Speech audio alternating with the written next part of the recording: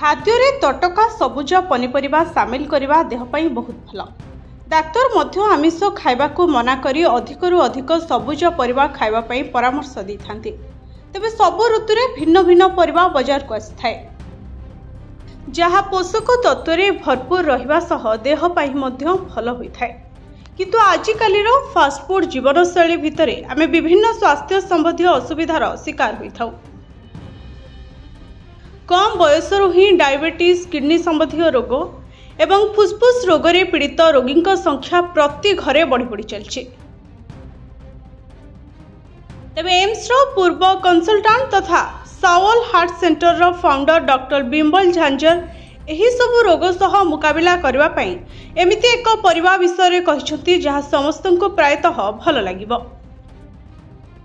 साधारण लागुवा परिबाटी समस्तंको घरे प्रस्तुत हुए, किंतु यार उपकारिता विषय प्रायतः लोक जानि नथिबे।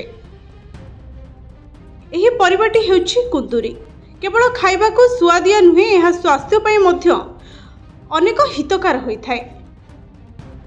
ओजन कमाइबा ठारू आरंभ करी सुगार कंट्रोल करबा, खाद्य हजम करबा, हाड़कू मजबूत करबा एवं शरीररू विषाक्त पदार्थ अर्थात टॉक्सिन को मध्य बाहर करिबारे सहाय्य करिथाए कुंदुरी। Bureau report, HTV Odia.